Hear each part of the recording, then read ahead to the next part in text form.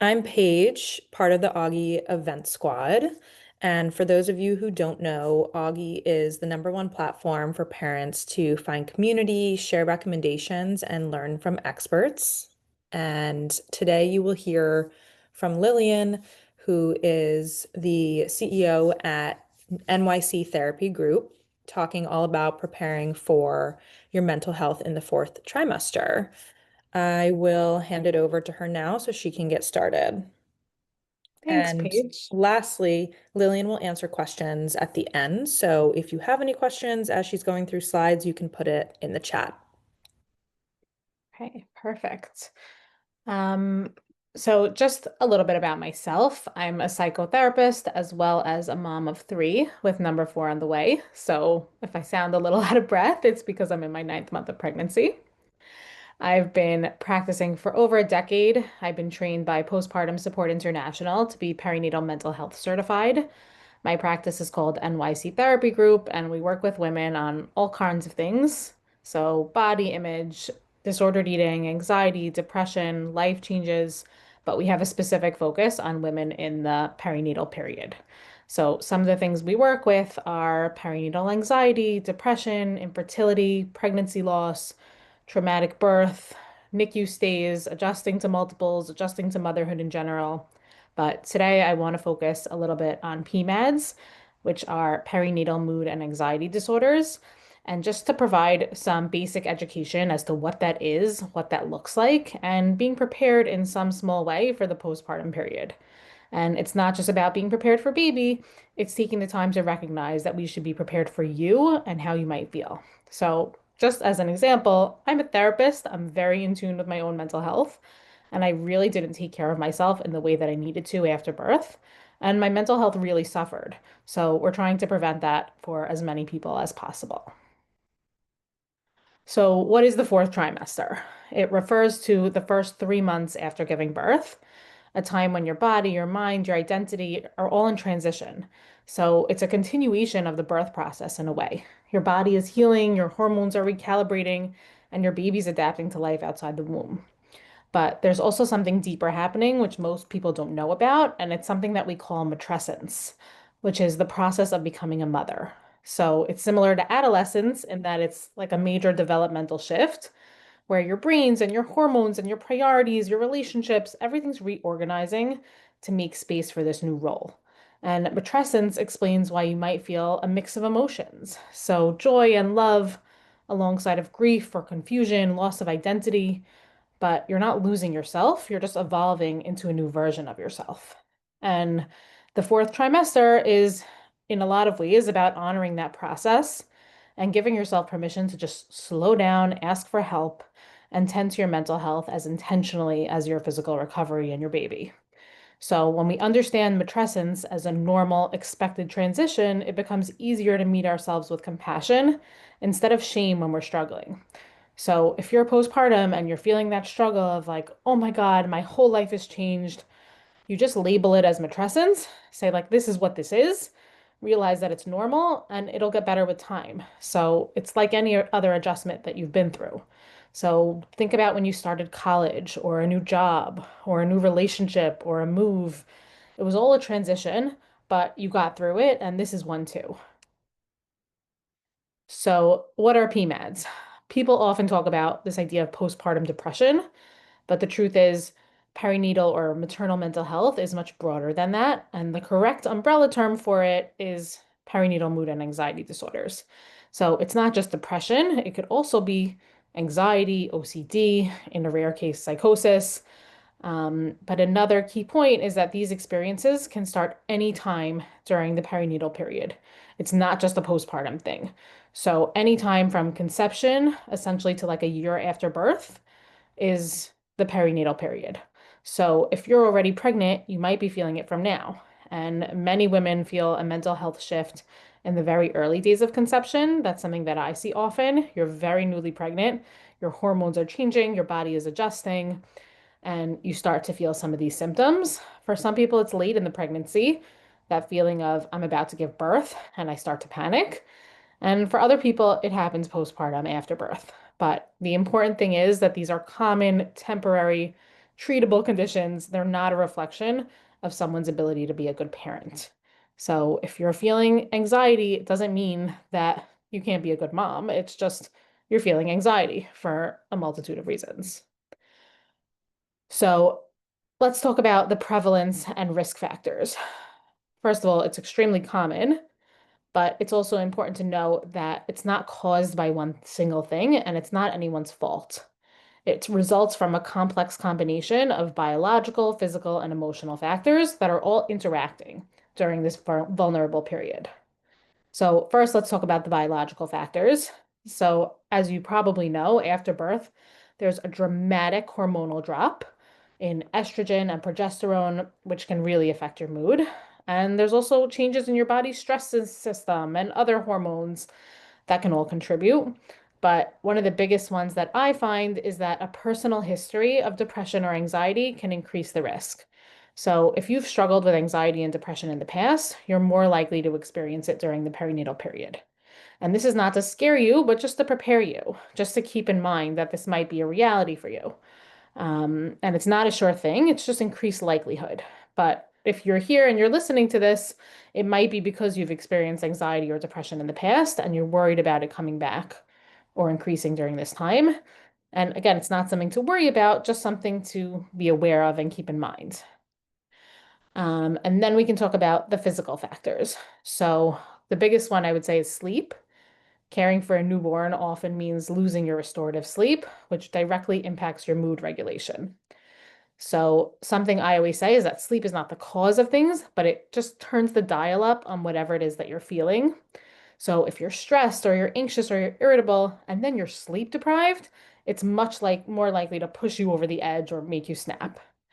And then there's also just the recovery from childbirth, the pain, all of those physical factors that can make you more vulnerable. And then the third category is the social and emotional factors. So, stress from a difficult pregnancy can really impact your mood or the way that you feel. Relationship conflict or an unsupportive partner. Other life challenges like financial challenges can also be a trigger.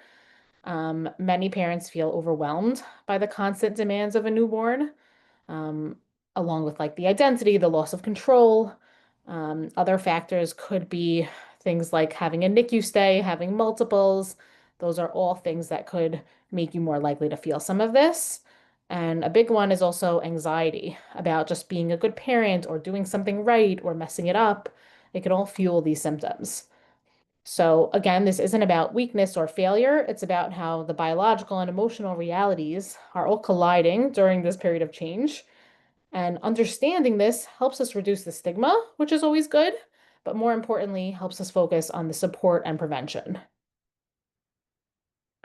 So, just some warning signs. When we talk about mood changes after birth, one of the first things that people talk about is the baby blues. So, I don't know if anyone's heard of that, but this is very common. About 80% of new mothers experience it. And it's just really the hormonal shifts, the exhaustion, and the emotional overwhelm after delivery. And it usually shows up around 3 to 5 days postpartum when the hormones drop and they'll cause you to be moody or tearful or irritable, a little anxious, but they usually resolve themselves within 2 weeks. So you might cry easily in those early days, but you're still able to find joy and connect with your baby and function. But when the symptoms last beyond the 2 weeks or they feel more intense, that's when we start talking about PMADs. And those often worsen without support or treatment. They don't just kind of go away on their own with time. So, some warning signs to look out for include the sadness, the guilt, the hopelessness, the severe anxiety or panic, the racing thoughts, not being able to sleep, even when the baby is sleeping. A lot of those what if thoughts, what if something bad happens to the baby? Um, any thoughts of self-harm or harming the baby are concerning. But the main takeaway is that the baby blues are temporary. So if you're feeling that in the first couple of weeks, don't panic. But PMADs persist and interfere with your functioning. And both deserve compassion. So if you notice them lasting more than 2 weeks or they feel too heavy to manage, that means that it's time to reach out. And why a postpartum plan matters.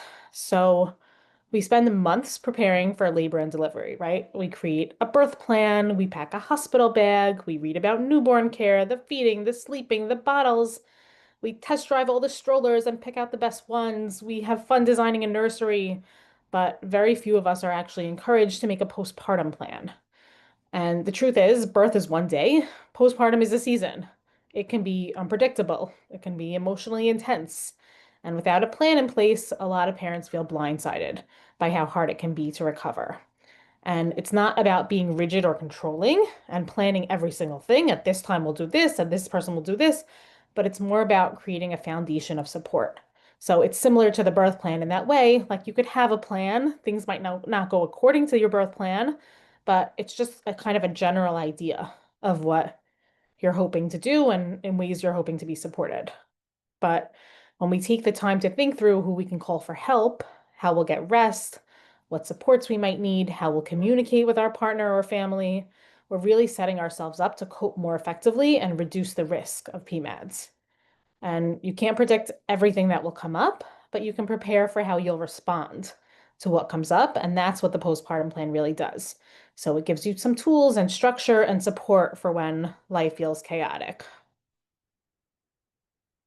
So, building your postpartum plan, support communication and connection. So, when you think about your plan, start with people. Who's in your corner and how will you communicate with them? So, start with your partner or your primary support person and talk before the baby comes about who's going to handle the nighttime care, the meals, the laundry, the visitors, how you'll check in on each other emotionally. And again, like things can shift, but having this conversation early can prevent resentment later. And use team language, not scorekeeping. So instead of, I did more than you, or I got up the last two times, now it's your turn, it can be, how can we make this easier for both of us? You're on the same side and you really want to figure it out together. And then you want to extend that network. So, a family member who can help with meals, a friend you can text when you're feeling overwhelmed, any other support you're going to use, like a postpartum doula or a night nurse or a therapist who understands what you're going through. And ask for help before you need it. So, we tend to wait until we're drowning, right? Until we're hanging by a thread. But it's much easier to reach out when you already have an idea of who you want to call. And the connection itself that you're having with people is also a protective factor against PMADs. So whether it's talking or laughing or crying or venting, just staying connected to friends and other support people helps keep us grounded and feeling less isolated, right? So your immediate reaction might be to isolate yourself if you're struggling, but you should actually do the opposite and reach out to people. Building your postpartum plan, self-care, and professional support. So, self-care in the postpartum period isn't about bubble baths or spa days. It's the everyday things that can help you feel like you again. And rest is critical, even in small doses. So, as we said, like the sleep deprivation intensifies any feelings of anxiety or mood swings. So, think creatively about how to rest. So, alternating shifts. I think, in my last birth, my husband did like 10 to 2, and then I was on call from 2 to 8, that kind of thing. Um, Napping when possible, or even just lying down while someone else watches the baby or the baby's calm. I think that's also really hard. One of the things that people say is nap when the baby naps, sleep when the baby sleeps. But I found that very challenging because it's like, okay, the baby's sleeping. I finally have time to do things.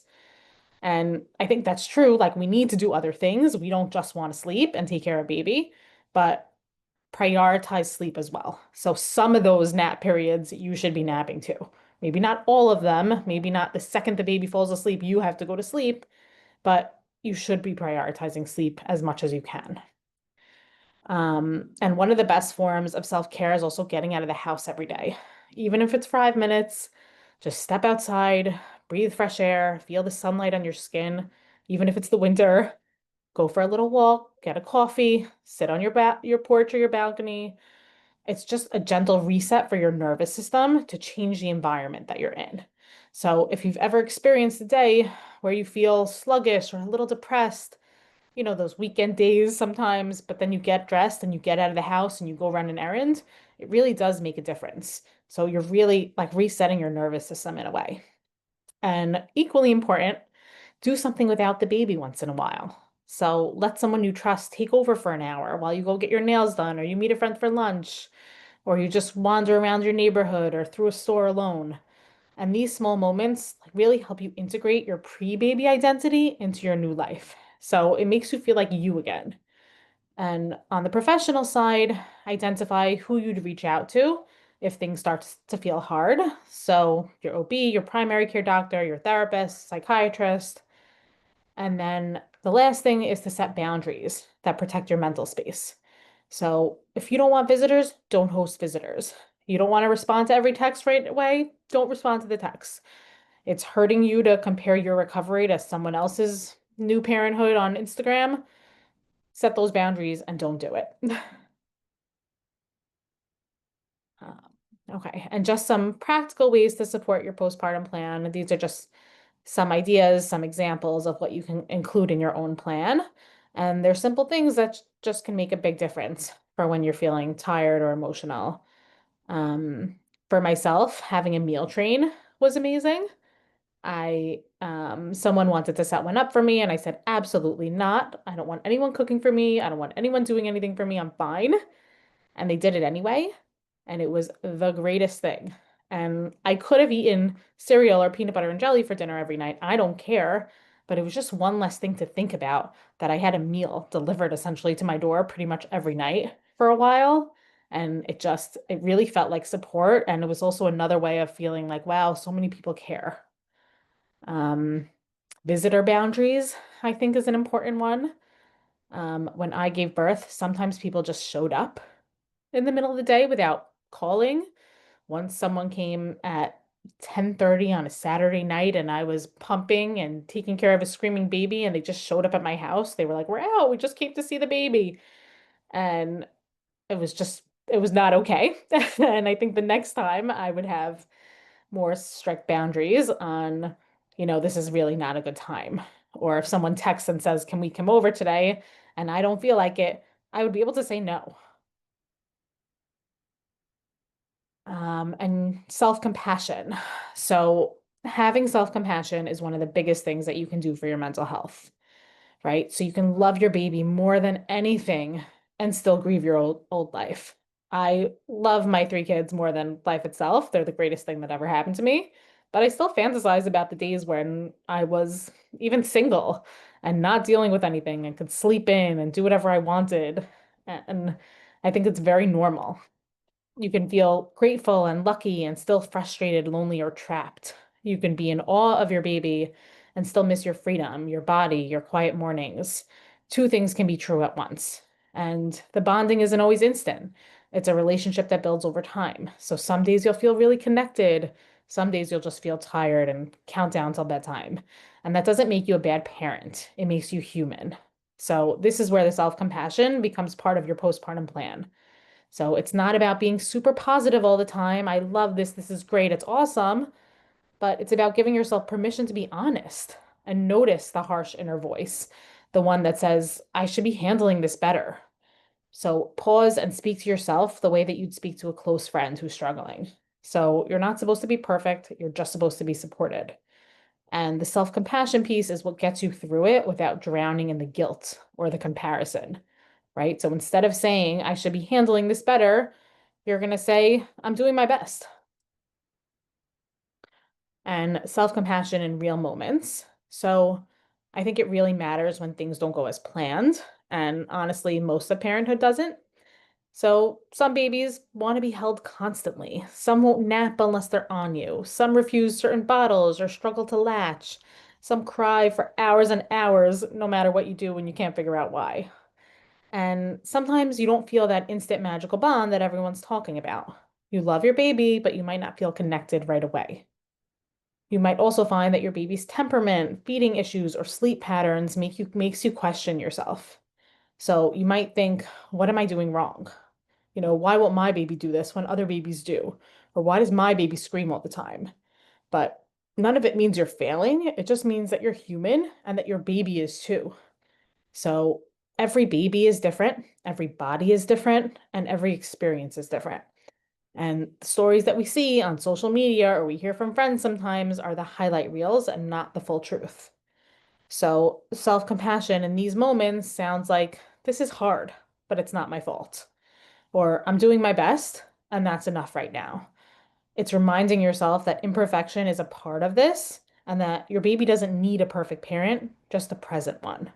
And I think this is really a key if you're going to take anything out of this, what to, use going forward or during this period is the self-compassion and just not shaming it's hard enough to have a baby that cries all the time, but when you shame yourself, if that's the case, and say it's my fault or what am I doing wrong or I'm the terrible mother, that just adds another layer onto everything that you're already going through. And I want everyone, if you have a couple of minutes, to just jot down a list right now of things that you're looking forward to, either about pregnancy or the baby coming, because we don't just want to focus on how hard it'll be or what of a big adjustment it'll be, but also on how special it'll be, right? There's a reason people keep having babies. And it's important to prepare for the challenges that can come during this period, the sleepless nights, the recovery, the emotional ups and downs. But it's just as vital to hold space for what we're excited about. And when we remember what we're looking forward to, it balances out our mindset, it nurtures hope, it reminds us that joy can exist alongside the hard moments. So take a couple minutes. These are just some examples. It doesn't have to be something from this list, but to think about what you're so excited about. Uh,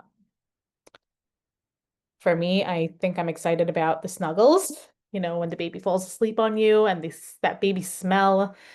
It's really special, all the firsts. So that comes with you for a long time.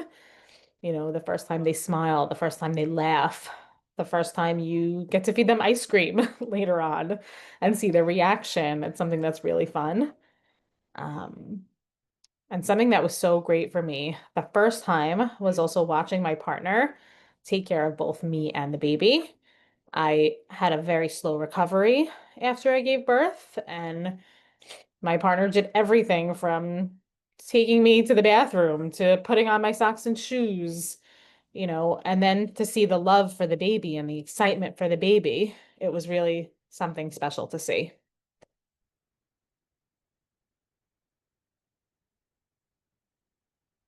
So, just to sum it all up, as you prepare for the baby, I want you to also prepare for you. Ask yourself, what will I need? What helps me feel grounded? How can I stay connected to who I am? Right? We talked about integrating the old you into your new life. What can I do for me? Who are the people that I can lean on? So it's not just the birth of a baby, it's the birth of a mother. And you deserve compassion and care too. Um, I also have, I just remembered on my website, a downloadable postpartum care plan where it'll just ask you some of these basic questions, how can I stay connected to who I am? And you can fill it out. What helps me feel grounded? And you can fill it out. What's the name of my therapist and her contact information? I also recommend, if you don't already have one, to maybe get a therapist during this time, even just temporarily. When you're pregnant, it's so good to have that support. And this way, again, it's already in place for if just in case things get really hard, you already have that support system down. So it's not, I hear many women who call me and say, people I know personally, I need to find a therapist because I'm a month postpartum and I'm really struggling, but I don't have the head to find someone and do the research and make the phone calls and set it up. It's so much easier when you already have that in place. Um, so I'd be happy to open it up to questions. If anyone has questions, you can put them in the chat and we will go through them now.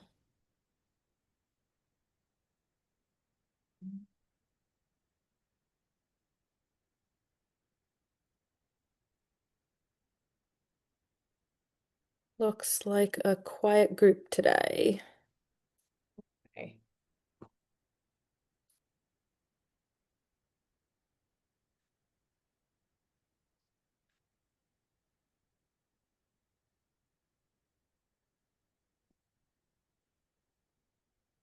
Should we wait another minute or just? Oh, Someone asked, do you have any recommendations for putting together a birth plan? I'm currently pregnant with my first due in January. so for the birth plan, it's a little bit different. Um, I'm not personally someone who's so big on birth plans, but there are a lot online that you can research, just sample birth plans. I also like the book. Um, what is it called? I'm blanking. The Emily Oster book. Crib You, sheet? you Oh, know what I'm not talking crib about? sheet. Well, crib sheet's one of them, Yes, but the other one. Oh my God, I'm blanking. me I too. have It's no, it's it. expecting better. Expecting better. Thank you. So she Really talks a good. little bit about a birth plan in there and like what's realistic and what's not, and what are things you should actually be worried about.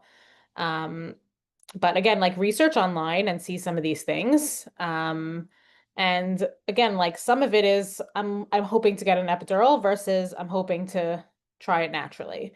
Or I'm hoping for myself this time. I had a C-section last time, but part of my birth plan, I'm not, writing it out, but I'm saying that I'd like to avoid the C-section and I'd like to try to go vaginally.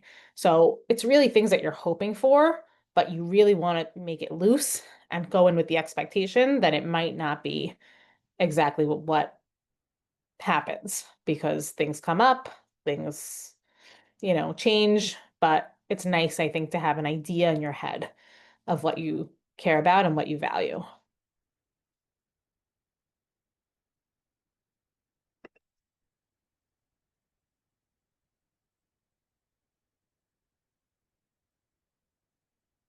Any other questions?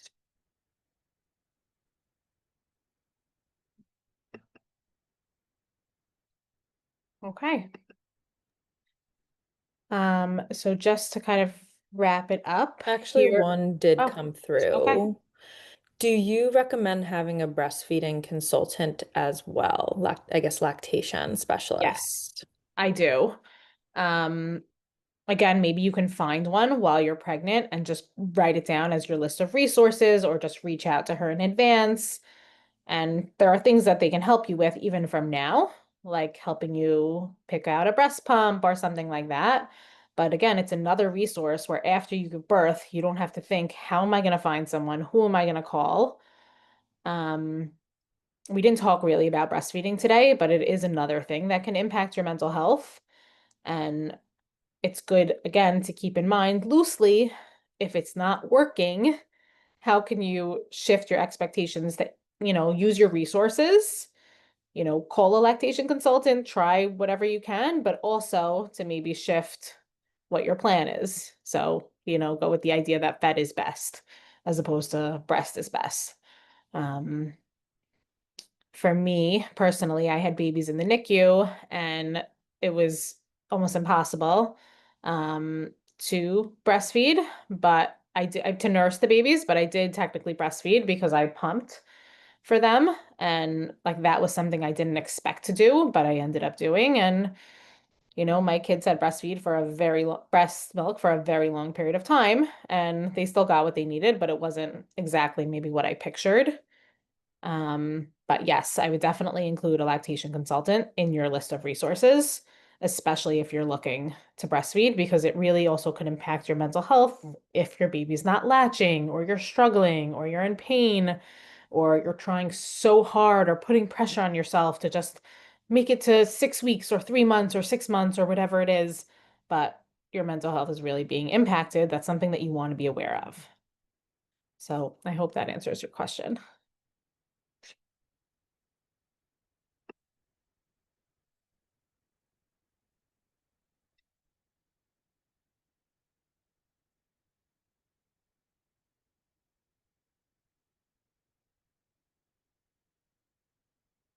Okay.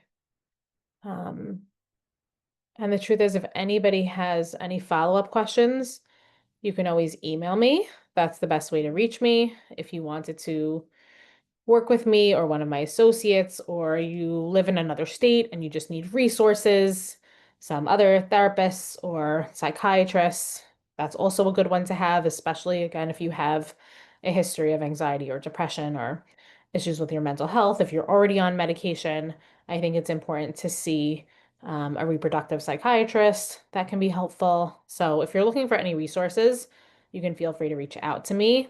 Postpartum Support International is also a really great organization, and they have listings on their website of people who they've trained. So you can find me on their website as well.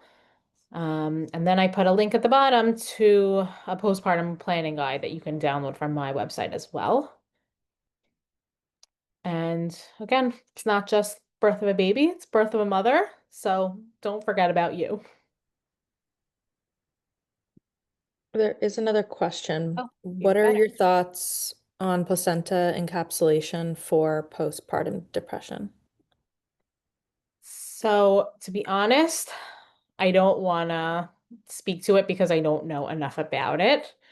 I don't want to misquote any of the studies. But I'm going to tell you to talk to your doctor about it and to do a little research before doing anything.